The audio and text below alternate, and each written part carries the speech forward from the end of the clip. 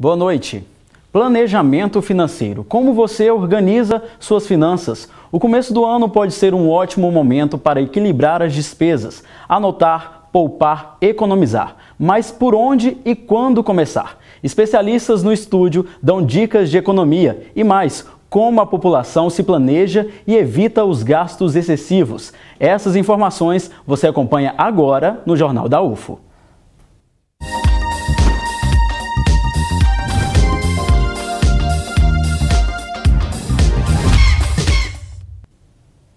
Como os jovens fazem hoje em dia para juntar dinheiro quando a rotina dos estudos é intensa? Veja a ideia que o Estevão teve para se planejar financeiramente.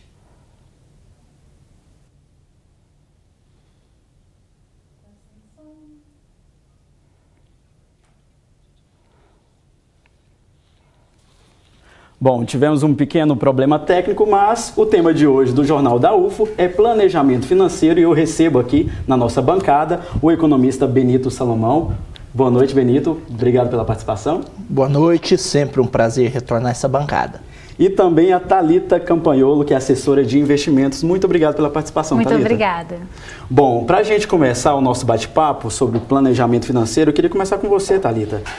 No início do ano a gente sempre fala de IPTU e PVA, que são esses gastos que as pessoas têm que pagar, né? Uhum. E como elas fazem para se planejar? Qual é a dica inicial para isso tudo? O certo é pelo menos você pegar 10% do que você ganha e fazer essa reserva, né, no decorrer do ano. Para chegar a janeiro, você já ter condições, não ter, né, nenhum descasamento no seu caixa e ter condições de ir pagando essas contas que a gente já sabe que todo ano tem. O 13º é uma boa sugestão para isso? Sim, o 13º também, mas a pessoa que vai poupando aí 10, 20% do seu rendimento mensalmente, ela já consegue ter esse caixa para conseguir pagar suas despesas que tem todo ano, né, no mês de janeiro. Benito, é difícil organizar essa economia, fazer esse planejamento? Por que as pessoas têm essa dificuldade? Muitas das vezes o que nós percebemos é que existe talvez uma certa tolerância, uma certa leniência e às vezes até mesmo uma certa preguiça por parte das pessoas com relação à educação financeira. Porque envolve ali um certo esforço de planejamento. Então todas as pessoas têm receitas e despesas. As suas receitas, no caso da pessoa física, pode vir do salário, pode vir dos aluguéis, pode vir de algumas outras fontes aí. E as suas despesas você tem pelo menos ali duas classificações de despesas. As obrigatórias, que são aquelas essenciais para a vida humana, alimentação, moradia, transporte, né, e algumas outras nesse sentido, e outras que são tidas ali como supérfluas, né, que são ali aqueles gastos que nós acabamos cometendo por impulso. Todos nós cometemos por impulso. De às vezes fazer aquela compra que nós não precisamos naquele momento, às vezes nem vamos usar aquilo lá e tudo. Então, qual que é o primeiro passo para você organizar a sua vida financeira? Em primeiro lugar, é registrar, né, as suas receitas e despesas. E quando nós vamos, em algum momento, observar o comportamento das pessoas, nem sempre a gente vê isso. As pessoas gastam e não sabem com que gastaram, como estão gastando, e uma certeza que nós temos é que o brasileiro desperdiça muito dinheiro. Né? Então, esse é um primeiro ponto. Você poderia aí economizar os 10, 15, 20% do seu salário que a Thalita mencionou, muitas vezes cortando desperdícios, né? Cortando aquelas despesas que não são essenciais e que às vezes são até desnecessárias no seu dia a dia. Mas isso não ocorre. Isso não ocorre porque, em grande medida, as pessoas não fazem ali, né, o seu orçamento, né, de receitas e despesas e projetam isso aí ao longo do ano. Então, você sabe, por exemplo, que existem despesas que são de caráter sazonal, né? O IPVA, o IPTU, material escolar, são despesas sazonais que você tem todo o primeiro trimestre de cada ano. É obrigação, né? É obrigação. Então, se você não tem o dinheiro para pagar o IPVA, não tenha o carro. Né? Então, simples como isso, porque muitas das vezes o aperto financeiro, a dificuldade financeira, ela se dá porque você tenta manter um padrão de vida que não se encaixa no seu perfil de rendimentos.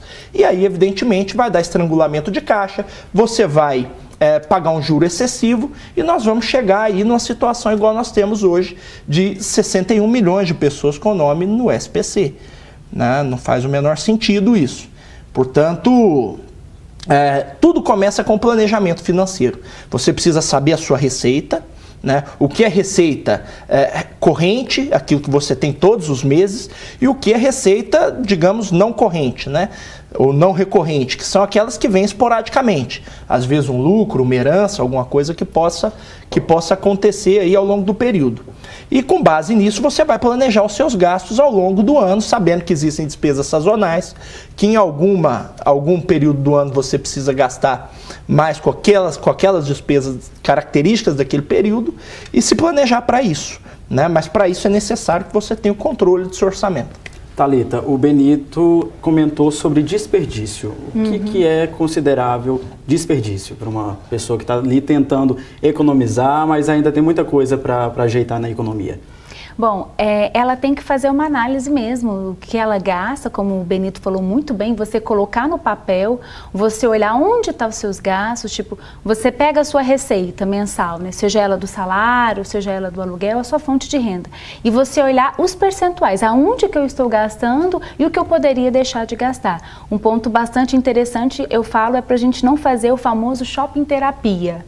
Vai no shopping, tô mal, deixa eu ir no shopping, né? Ou então, já tem várias pesquisas falando, não vai ao supermercado quando você está com fome, porque a sua tendência é pegar mais produtos. Então, assim, evitar esses tipos, né, de atos que às vezes a gente comete. Ter sempre o controle, saber aonde você está gastando para você ver onde que você pode economizar. Certo. E tem muita gente que tenta fazer essa economia. A gente foi às ruas para saber qual é a maneira mais correta que essas pessoas tentam fazer para economizar o dinheiro. Olha só. Keila, você consegue guardar dinheiro? Não, não consigo. Já tentou? Já tentei, mas sempre aparece um imprevisto, aí eu tenho que resolver. E também eu sou estudante de enfermagem, moro sozinha e acaba que o dinheiro já está destinado às despesas mesmo. Eu já comecei a guardar na poupança, que é uma forma de investir e é uma forma segura, né? Tem outras formas que são mais rentáveis, mas são um pouco mais audaciosas. Então eu acabo ficando com a poupança, que é a mais segura. Você consegue guardar dinheiro? Não. Já tentou? Tentei sim, eu tento, mas nem sempre é fácil de guardar, né? Eu trabalho, estudo, então acaba que meu dinheiro, moro sozinho, então acaba que meu dinheiro é destinado já para o que eu tenho que fazer, né? Pagar curso, aluguel, então no momento eu ainda não consigo guardar. Antes de eu casar eu não tinha esse costume, né? Porque a gente vive a vida de solteira, balada, essas coisas, então a gente nem esquentava com isso. Mas depois que eu engravidei, eu tive a minha filha, quando ela fez 1 ano, a gente começou a pensar no futuro dela. Sempre poupar dinheiro para que ela possa ter um futuro melhor ou uma festa para ela. Mas lógico que o pai, mas a mãe quer que a filha pense no futuro, como estudar, fazer um intercâmbio, comprar seu carro, ter sua casa própria. Aí, a partir de 1 ano, a gente começou a pensar no futuro dela, a gente comprou um cofre, e a gente ensinou a ela a colocar a moedinha no cofre. Sempre que a gente dá uma moedinha para ela, e fala, Alice, guarda no seu cofre. E a gente ensinou ela desde pequeno a economizar. Porque é importante, desde pequeno, você ensinar seu filho a economizar, a guardar dinheiro para que ele tenha um futuro promissor. Desde pequeno, quando ele começar a economizar. Bom, a gente viu vários métodos de economia entre as pessoas que a gente entrevistou. Benito, poupança ainda funciona? Olha, a poupança, ela não é a caderneta de poupança, ela não é um instrumento de guardar dinheiro. Por quê? Porque ela tem liquidez imediata. Então, em qualquer momento que você precisar ali de uma determinada quantia de numerário, você vai lá, saca e acaba fazendo a sua despesa. Né? Então, o que a gente recomenda? Se você quer realmente poupar, guardar dinheiro, procure alguma modalidade que vá ali, em primeiro lugar, te dar uma combinação de rendimento, risco e tempo melhores e liquidez. E em segundo lugar, que esse dinheiro ele vai ficar ali paralisado pelo menos por algum tempo. Né? Porque se você pega e coloca o que é a poupança? Ele é um depósito à vista remunerado. Né? Você tem o direito de saque a qualquer momento. Então, eventualmente, você está aí na Shopping Terapia, resolve que quer comprar um terno Armani e vai lá e usa a sua poupança para fazer isso. Isso não é recomendável. Então, procure aí uma assessoria de investimentos, a Thalita entende muito disso, e utilize ali produtos de investimento que se adequem melhor ao seu perfil. Lógico, sempre estando atento ao seu perfil de investidor também. Se você é mais arrojado, se você é mais discreto, é mais conservador, então estabeleça o seu perfil e tente aí imobilizar o seu dinheiro aí todo mês, parte do seu dinheiro em alguma modalidade melhor do que a poupança aí. Thalita, quer completar? O que acontece? Os juros, né, igual o Benito falou, a questão da poupança, os juros, ele é um presente para quem poupa, né? Você fez todo um sacrifício financeiro, então você merece, né, ter uma remuneração. E ele é um castigo para quem precisa dele, ou seja, de uma operação de crédito. Então, a pessoa que não faz um planejamento, às vezes ela vai se envolver numa operação de crédito, vai pegar um empréstimo de 1.000, vai pagar 2, 3. Então, ela está tendo um castigo dos juros. E para quem poupa, né, ela tem o presente do sacrifício que ela fez.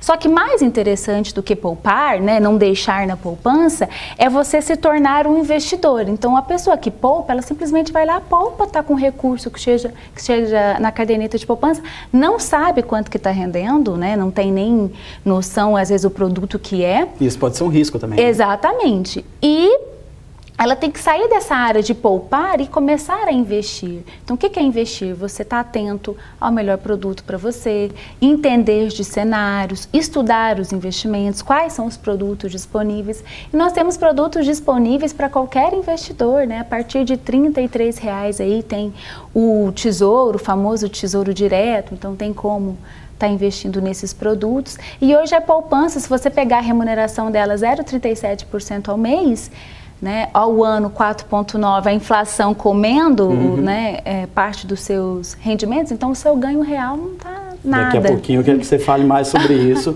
mas o fim de semana chegou e a gente vai saber agora como vai ficar o tempo para amanhã. Olha só a previsão.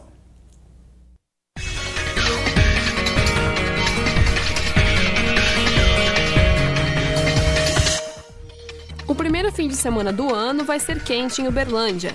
A máxima chega a 30 graus, mas a mínima será de 17. No sábado pode chover durante todo o dia e no domingo, à tarde. Em Monte Carmelo, a previsão também é de calor, mas tem 90% de chance de chover. As temperaturas variam entre 19 e 29 graus. Em Ituiutaba, as temperaturas são ainda mais altas.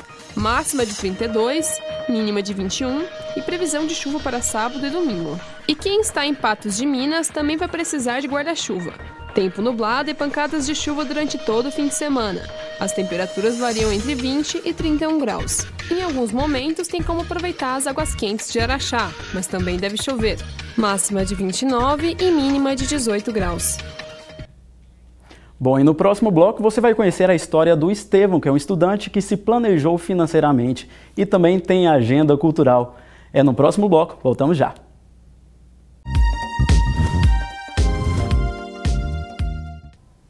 Voltamos com o Jornal da UFO e o tema de hoje é planejamento financeiro. E no começo do jornal nós falamos sobre o Estevão, que é um estudante que arrumou um método para se planejar financeiramente. Olha só.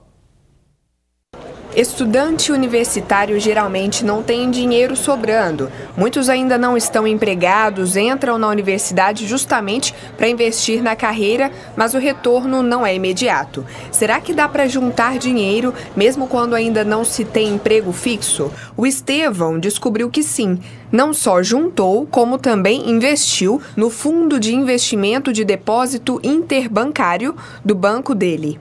A ideia é gerar juros a partir do CDI, que é o Certificado de Depósito Interbancário. Os bancos emprestam dinheiro entre eles e a partir desse empréstimo gera juros para os fundos DI, que retornam para os clientes do banco ou de outros fundos não acessíveis pelo banco. O estudante de publicidade tem 22 anos, começou a juntar dinheiro para sair de casa, mas gastou menos do que o esperado. Então, há mais ou menos um mês, resolveu investir o que sobrou. Ele também tem poupança e um pequeno investimento no fundo de ações. Observa todas as movimentações do dinheiro pelo aplicativo do celular. Sem salário fixo, trabalhando como freelancer, resolveu tentar guardar para se garantir em caso de emergência. Eu ia fazer uma mudança e aí eu vi que na mudança eu gastei muito menos do que eu tinha planejado. Então sobrou um dinheirinho. Bom, eu posso colocar no banco. Deixa eu ver os fundos que tem, deixa eu pesquisar um pouco. Eu também tinha a opção de agências de investimento, mas agora eu tinha pouco montante, então eu preferi colocar no banco, guardar um pouco mais e depois, para fazer um rendimento mais rentável, penso em talvez colocar numa agência de investimento. Em 2017, a Bolsa de Valores brasileira ganhou mais de 55 mil novos investidores. A participação de jovens foi o destaque. Houve aumento de quase 30% no número de pessoas de 16 a 25 anos de idade que resolveram colocar dinheiro nesse tipo de investimento, segundo a Bolsa de Valores brasileira. Investindo ou não, para quem tem vontade de juntar dinheiro, estabelecer metas pode ser uma boa indicação. Para ter uma oportunidade, talvez comprar uma coisa que você quer mais para frente, talvez fazer uma viagem, comprar um objeto que você gostaria muito. Eu quero comprar uma câmera. Bom, a gente viu que o Estevão estabeleceu uma meta. Sim. É recomendada esse método que ele usou? É bastante interessante, né, quando você vai fazer o seu planejamento, realmente você estabelecer uma meta. Você vai poupar o que você pretende, né? Que seja, no caso dele, ele quer comprar uma câmera, então ele já começou a poupar. Porque aqui no Brasil a gente tem muita cultura do parcelamento, né, que é um péssimo hábito nosso. Então a gente vai lá, compra, parcela em 10, 7 vezes, você fica com aquela dívida todo aquele período. Então ele está poupando, né? Ele está investindo, vai render juros e quando chegar o montante, ele ir lá e comprar a sua câmera à vista. Thalita, o que seria investir? Qual é a melhor maneira de investimento? Hoje o investimento, o que acontece? Os juros futuros, eles estão caindo, né? Até a reportagem falou algo bem interessante, a questão da bolsa. Os jovens começaram a prestar mais atenção na bolsa de valores, né? Mesmo assim ainda tem quem começa mais conservador na poupança e etc. Então, com os juros caindo, os investimentos de renda fixa eles se tornam menos atrativos. Então, o que são os investimentos de renda fixa?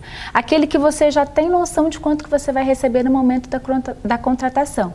Então, que seja um CDBA, 10% ao ano, você já sabe o que vai render para você. Então, esses investimentos de renda fixa, com a taxa de juros baixa, a taxa Selic 6,5% ao ano, ele vai te retornar, né, aquele valor que está muito baixo. Essa é a consequência quando o juro cai. Exatamente. Aí que você olha, quando você olha a renda fixa, você fez toda uma poupança, você guardou um dinheiro, fez um sacrifício, e você olha a poupança te rendendo 0,37, você olha um CDB te rendendo 6,5% ao ano, você começa a questionar, mas eu fiz um sacrifício, estou ganhando só isso de retorno?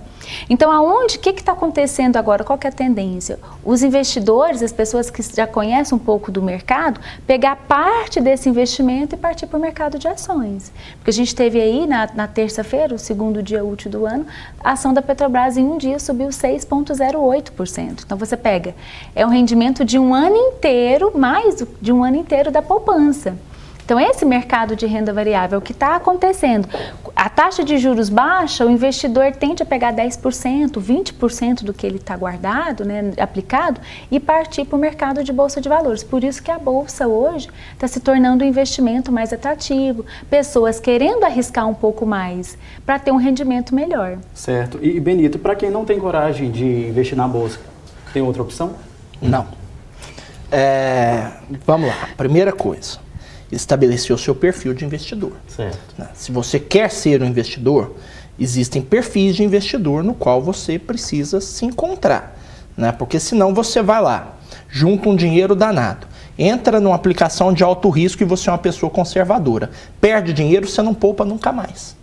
Então você precisa estar atento a isso. Bolsa de valores nós vivemos um momento muito auspicioso para o investimento na Bolsa. Durante 20 anos, o investimento em renda fixa no longo prazo rendeu mais do que o investimento em renda variável. Isso só aconteceu no Brasil. É raro encontrar outro exemplo de país onde isso acontece, né? Não é usual. Isso se deu em grande medida pelo que a Thalita disse. A nossa taxa básica de juros, a Selic, historicamente é 14%, 12%, 16%. Isso joga toda a estrutura de taxa de juros da economia brasileira para cima e torna rentável o investimento sem que você tenha que fazer nada. Hoje nós temos taxas de juros em padrões mais internacionais, padrões mais parecidos com o que acontece no resto do mundo. Então, pela primeira vez em muitos anos, a renda variável se tornou um atrativo importante. No entanto, você precisa saber o seu perfil. Se você tem um perfil mais dinâmico, mais arrojado, mais ousado, você pode, por exemplo, se valer das chamadas análises gráficas, né, no qual você acompanha ali o gráfico de Canons dos home brokers e você compra e vende ao longo de um dia ali as ações, especula com isso, pode ganhar muito dinheiro e pode perder também. Se você é um investidor mais conservador, existem as análises fundamentalistas, que você vai pegar aquela ação que você está comprando, porque quando você compra uma ação, o que está acontecendo? Nada mais é do que você está se tornando sócio da empresa. O que o Estevão fez, o nosso personagem? O que o Estevão fez, provavelmente ele fez orientado por algum gerente de banco. Gerente de banco entende de investimento tanto quanto o próprio Estevão, né? Normalmente o gerente de banco não entende de investimento, salvo exceções. Então, não é uma assessoria especializada em investimento. Normalmente te direciona para aquele produto que o gerente precisa bater meta, não o produto que é interessante para o cliente. Então, você precisa tomar cuidado com o banco também. Às vezes, hoje, inclusive, as corretoras são mais acessíveis, né, para, inclusive, investidores de pequenos montantes. Então, vale a pena ficar atento a isso. No entanto, é uma forma... O Estevão, o que eu vejo no Estevão? Ele cumpriu a primeira parte do planejamento financeiro. Ele tem um orçamento, ele sabe quanto ele ganha, ainda que seja sazonal, ainda que seja esporádico, porque trabalha como freelancer, mas ele não cumpriu a segunda parte do planejamento financeiro, que é a principal barreira à entrada. Conhecer o mercado de produtos financeiros para que você possa entrar e fazer aquele investimento que se adequa ao seu perfil. Ele acabou aderindo a um perfil que foi direcionado para ele por terceiros e nada garante que terceiros sabem também do que estão falando. Então é muito importante estar atento a isso. E Thalita, já é um bom começo, né? Esse interesse como o Estevão teve e outras pessoas, né? Aliás, no Brasil tem pesquisas que revelam que tem poucas pessoas que se interessam por esse planejamento financeiro. Você também vê isso? Sim, o que acontece? A gente tem, né, essa deficiência ainda, a gente não teve uma educação financeira. Então, quando a gente pega, né, historicamente os outros países, lá nos Estados Unidos você vê, é muito comum, a gente vê até em filme, super normal, eles estavam falando de investimentos, vamos resgatar aquelas ações. Então lá, por exemplo, só se compra à vista, né? Lá não tem essa questão que eu disse que o parcelamento é uma coisa muito brasileira. Então o primeiro passo é esse mesmo, ir poupando, né? Como até o Benito falou muito bem, o Estevão fez a primeira parte, ele poupou, e aprimorando, aprendendo, conhecendo, buscando o conhecimento, é o que eu disse. Largar de ser poupador para ser investidor. O que é o investidor? Ele conhece o produto, ele sabe o que é, ele entende. Então, começar a estudar mais mesmo. Cortar os vilões também seria essencial, né? Sim. O cartão de crédito, por exemplo. O cartão de crédito, por exemplo. Esse é um grande vilão, né, Benito? O cartão de crédito, para quem não sabe usar, acaba se tornando um câncer. Eu costumo brincar, e aqui se me permite uma piada, o cartão de crédito para quem cai no rotativo é igual o crack, você só sai morto. Então, assim, muito cuidado, hoje existem regras novas para parcelamento do rotativo no cartão de crédito com juros menores, mas ele causa uma ilusão no portador de que ele tem uma capacidade de gasto maior do que ele realmente tem. Uma vez que você porta um cartão de crédito, e aqui no Brasil realmente é um dos poucos países do mundo onde você parcela compras, então você tem a capacidade de gastar aquilo que você ainda não ganhou. né? Você vai lá, compra uma câmera aí, às vezes em 12, 15, 18, 24 vezes no cartão de crédito, e aquilo vai engessar parte do seu orçamento para frente. Quer dizer que a sua capacidade de gasto futuro ela vai ser menor, né? Então, você antecipou uma renda futura sua para o presente com o cartão de crédito. Ocorre que no Brasil é muito comum, inclusive, gente usar cartão de crédito para fazer as despesas obrigatórias, entendeu? Então vai lá, às vezes não tem o dinheiro para pagar o aluguel, a alimentação, o supermercado do mês, usa o cartão, o posto de gasolina, usa o cartão de crédito. Depois vem a fatura do cartão de crédito, você não tem nem para pagar a fatura e nem para abastecer de novo o carro, que você sabe que você vai precisar de novo de abastecer. Né? Então é bom olhar com cuidado isso daí, porque uma vez que você paga o juro alto, você cai no juro alto, é muito difícil sair. Certo. Thalita, vamos supor que uma pessoa quer fazer esse planejamento e só que não tem acessibilidade para isso. Quais são os caminhos mais fáceis, mais acessíveis para quem não tem condição de pagar um assessor, por exemplo?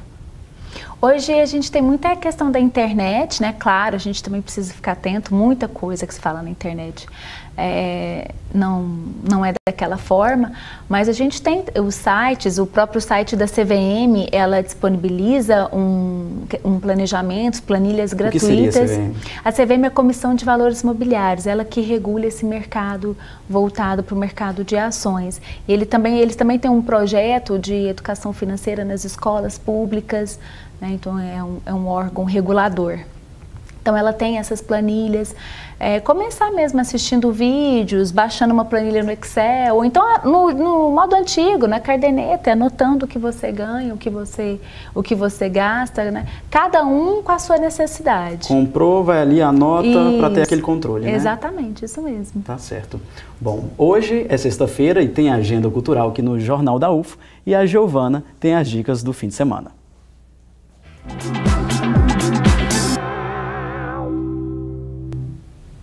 Boa noite! Hoje é sexta-feira, dia de ver o que acontece em Uberlândia no fim de semana. Vem conferir nossas dicas. Hoje tem a festa biscoiteira especial Shawn Mendes no Clube Belgrano. O evento começa às 11 da noite e a entrada é gratuita até 1h da manhã para quem confirmar a presença no evento no Facebook. E amanhã, a partir das 4 da tarde, tem o Festival Sunset Boulevard, com artistas como Igor Sebá, Tomate e Lucas Franco. Os shows acontecem no Castelli Boulevard, no bairro Daniel Fonseca. E domingo, dia 6, tem o primeiro Festival de Pipas de 2019. As atividades começam às 3 da tarde no Parque da Longevidade, bairro São Lucas. O evento é gratuito. Também no domingo tem Rock and Roll em prol do Cachetão. O evento é uma forma de arrecadar verba para o tratamento do baterista Marcos Cacheta, que vai ficar alguns meses fora dos palcos por motivos médicos. Mais de 15 músicos vão tocar. E para você que vai curtir o fim de semana em casa, se liga nessa dica. Eu indico para todo mundo escutar o disco novo que saiu da Gal Costa, cantora brasileira, chama A Pele do Futuro, tem poucos meses que saiu, mas ainda está muito recente, indico, todas as músicas estão ótimas, então assim, todo mundo tem que escutar. A agenda cultural fica por aqui, nos vemos na próxima sexta. Bom fim de semana!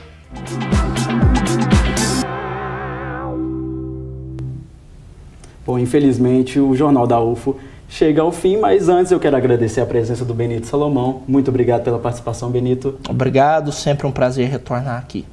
E também a presença da Thalita Campagnolo, que é assessora de investimentos. Muito obrigado, Thalita. Muito obrigada, foi um prazer.